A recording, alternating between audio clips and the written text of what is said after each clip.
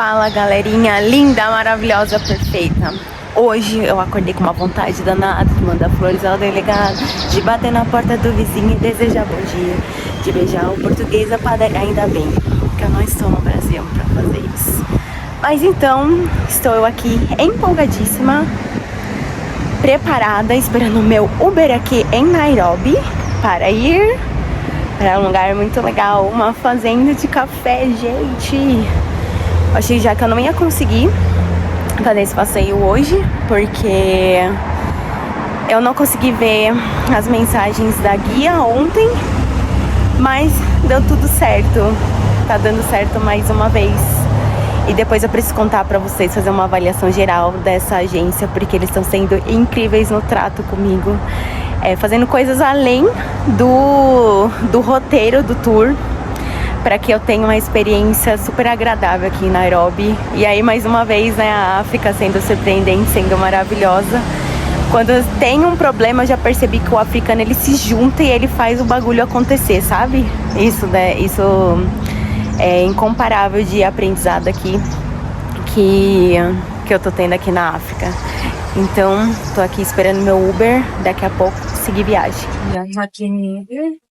E uma coisa que eu queria falar pra vocês é Quênia não é um lugar que eu me sinto à vontade pra andar, pra sair andando. Eu gosto. Mas não dá, porque, gente, o trânsito aqui é muito louco. É muito louco o trânsito daqui. Não tem faixa de pedestre, tu te enfia na frente dos carros e vai, entendeu? E aí, pra isso ser seguro... What? It's not your phone, yeah? Really? Okay. Yes, this is a I'm okay. O motorista acabou de me falar pra eu fechar a minha janela, porque é perigoso deixar a janela aberta e com o celular assim. Nada diferente do Brasil, né? E, como eu tava falando, o trânsito aqui é muito louco. Dá tranquilamente pra você andar. Mas eu prefiro pedir Uber. Gente, é muito barato, ó. Essa distância aqui que eu tô indo é em outra cidade. Mas se fosse outro município, por exemplo, a gente pagaria até mais caro em São Paulo. E o valor que ele deu a corrida foi de 600 Quênia, capitais do Quênia. E aí, no Uber, tem várias opções lá. E ele orienta pra gente sempre peça um chap-chap, que é uma das opções mais econômicas. E ele falou assim, gente, vocês estão viajando sozinhos, sabe? Vocês não precisam de carro maior do que um chap-chap. Pega um chap-chap. E é um carro algumas. Tá? Tem 4 lugares, 5, né? Lugares, 4 portas. Legal, entendeu? E é isso. Indo pra lá agora. Pensando na outra parte de Quênia. E ansiosa pra saber o que vai ser. Gente, eu tô com a música do telegrama na minha cabeça. Não sai. Até o motorista aqui do Uber, coitado, tá ouvindo o meu destalento em cantar. We can go. You enjoy, you experience a lot, you learn a lot. Yeah. And try So you're from real Kenyan coffee. I wanna. Oh, it's fresh. It's fresher than Nairobi, right? Yeah.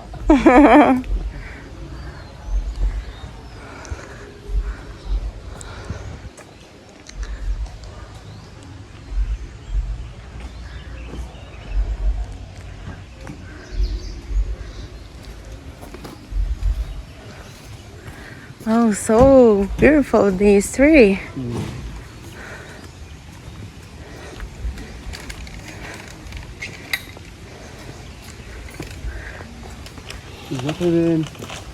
Let's go.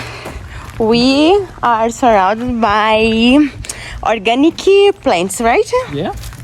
Botanical plants. Botanical plants. Hello. Okay. I love that tree. You know, you have heard of it? Jacaranda. It's called a jacaranda tree. Oh, really? Is that jacaranda? Jacaranda tree. Oh, we have this the- tree in You have the Brazil. travel palm tree. People mistake it for a banana. Yeah. From Madagascar. From Madagascar? The origin is from Madagascar. Oh, We have nice. Bougainvillea with the purple flowers. Oh, And, many other botanical plants. We have trees with their scientific names and their English names. no? Yeah. We have a water fountain there. We have some palm trees. This is our Oh, water reservoir. it's so fresh here. It stores water for irrigation and as well as to wash the cherries. So Mm. that is it. And at Fairview Coffee Estate, we have mostly we deal with what we call coffee growing.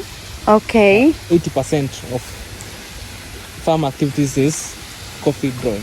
Oh, nice. So you can see the group that was in the morning tour. Okay.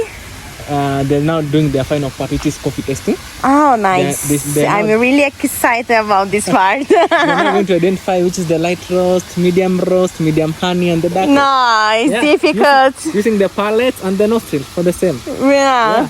Once they know now their taste, they go for now Okay. buying the coffee from the coffee shop. Ah, okay, okay.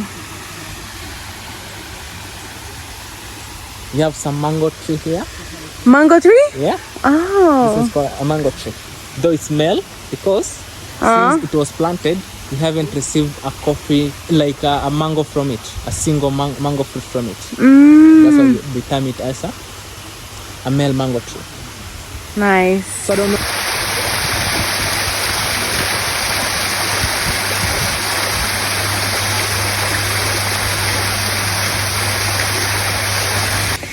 My name is Raymond, and I'll be taking you through the 3 stages. 1, we're going to know about the type of coffee we grow, how we maintain our coffee, and the conditions required to grow coffee. From the farm to the factory. In the factory, we shall be learning about our pulping process. We have what we call the drying process and the milling part of it. From the factory to the liquor room, not Okay. necessarily to mean liquor, but because coffee is a beverage, we shall learn about our roasting process. We have the grinding part of it, packaging, and the sealing part of it as well. At the same place, we have a coffee shop. You can buy coffee for your own consumption, Yeah. family, or give to your friends. Okay. From coffee tasting, now the final activity will be what we call now the cupping on the cupping table. Okay. Whereby you're going to do the coffee tasting. You should be able to identify which is the light roast, medium honey, and the dark roast. Okay. Failure to pass my exam, no cookies, and no complimentary coffee. So you're good? Okay, Can let's go. go.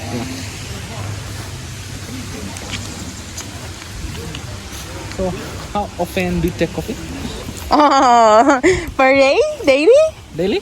It's so much, and maybe more than 1 liter. 1 liter? Yeah. Like how many cups a day? How many cups? Yeah. Maybe if each cup would have 200 milliliters. Milliliters? So no, less. So let's say do 5 cups in a day. Yeah, more than Let's 5. say I do 6 in a day. Yeah. And I love mostly of the dark roast. Yeah. Dark roast. Yeah. I prefer as well. You prefer that as well? Yeah. And how do you take it? Latte, cappuccino? I Americano? don't like so much. Macchiato? I prefer black coffee. Black coffee? Yeah. Without sugar? Yeah, without sugar. No wonder you look young. Now, coffee plays a major role to our health-wise. Really? For us men, it increases our libido. For other beings, we are at low risk of contracting what we call diabetes type 2. Mm-hmm. Secondly, you are at low risk of contracting what we call the chronic diseases, heart-related diseases. Oh, nice. Number 3, it improves your metabolic activities in your digestive system, hence making your skin look younger. Really? Oh, And, the other I'm one is doing also- well. Look at your body. It also assists in weight loss. So Oh, that's why you nice. can see you have a medium body because you're taking a lot of coffee. Oh, nice. And you are taking it in a proper manner because dark without sugar, that's like real medicine trouble. Yeah, yeah. That's why all the factors I can see it on you.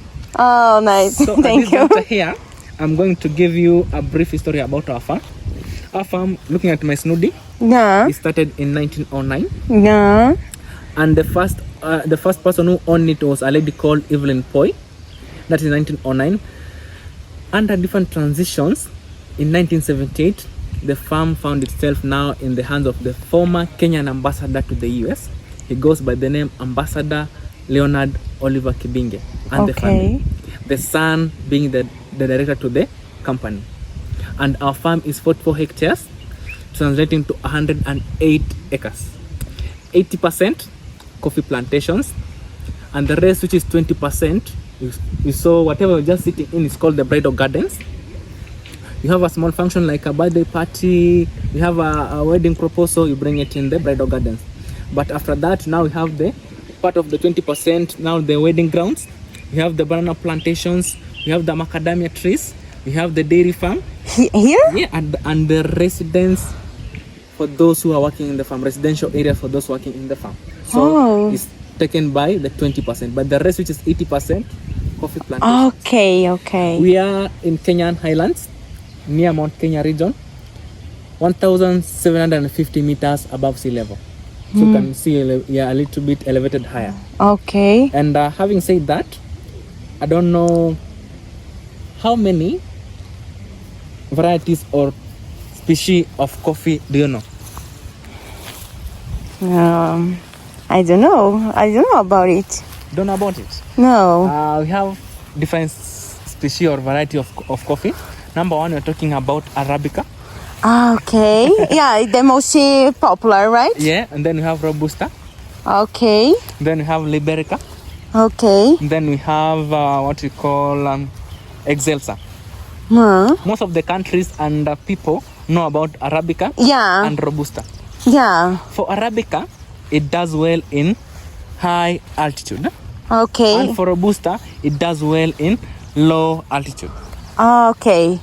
Having said that, what do you think is done at Fairview Coffee Estate? Here? Yeah. It is, I guess, the most would be Arabica. Oh, nice gesture. Because we are in the highest. High elevation. No. It does well in high elevation. So in Kenya, you want to find Arabica coffee, you come to the central part of Kenya. You want to find Robusta, which is only 5% of the total harvest in Kenya.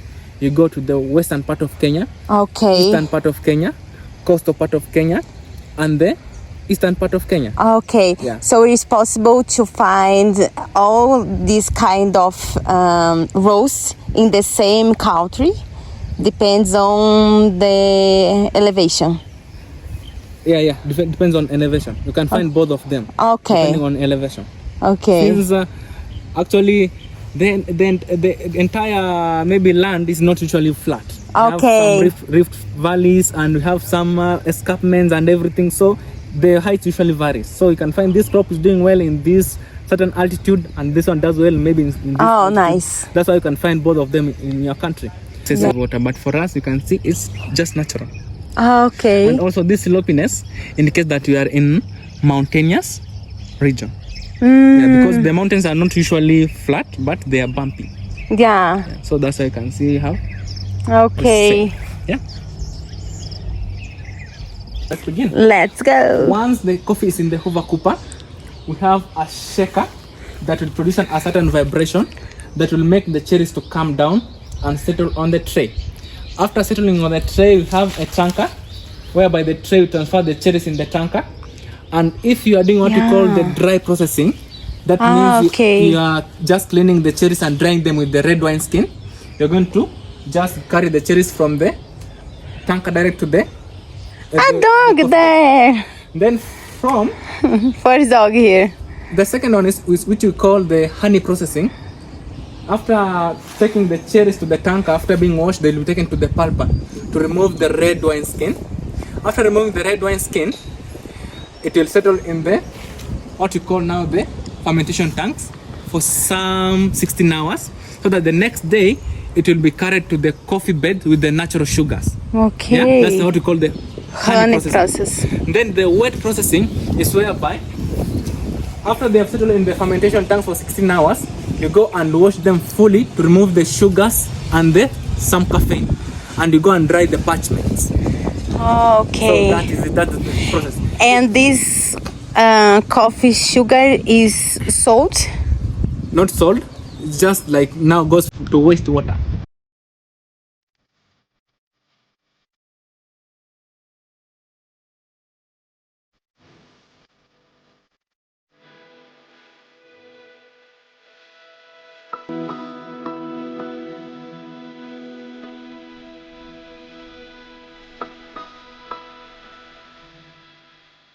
Let's go. So welcome to our coffee lab. Whatever you are seeing here are now the samples of the previous stages. For this one here, it represents the high quality parchments. You can see they are all brighter. No mix of the dark ones and the whatever, they're just bright. Yeah. And this one here, It seems like peanut. sure. And they're used to make what you call now the premium coffee or the commercial coffee. This one on my left here is the low quality parchments. They are maybe used to produce what we call the instant coffee. Okay. Yeah. Once you have this, all of them will undergo what you call the milling or the hulling process, just to remove the hard shell. Yeah. Yeah. The hard shell to come up with the green bean. This is what now we call the green bean. Oh. And have the hard shell as the husk. Okay. Remember I told you they are used as organic Okay. manure. Or they're also used as by farmers to maybe as chicken beddings. Okay. And also maybe in some parts of countries they used to make now the disposable capsules. Okay. And after you've done the hulling process, you have the green beans. Yeah. They have to undergo what we call now screening. And Okay. Screening will bring about now the 4 types of grades. We have number 1, which Kenya known for, it's called AA, which is 18 millimeters diameter. We have AB, which is 60 millimeters diameter, and we have the EB, which is 14 millimeters diameter, and the C, which is the last one, is 12 millimeters diameter. Okay. But though we have this one, it's called the elephant bean. Elephant. It is the biggest one, but Okay. not considered as a premium grade. Okay. Why? Looking at the center cut, it appears to be a deformed bean. Can see? Yeah. It appears to be like it. Yeah. So when you come to roasting, it won't roast evenly. Hence, you won't find the required flavors in your final cup of coffee. Okay. Yeah, that's why it's not considered as a premium grade. Coming to roasting, we have the 3 roast profiles. Number 1 is the light roast, medium roast, and the dark roast. The physical appearance for the light roast, you can see it's light brown. For the medium roast, it's medium brown, and for the dark roast, you can see it's dark and oily. Yeah, coming to the smell. The most beautiful. Coming.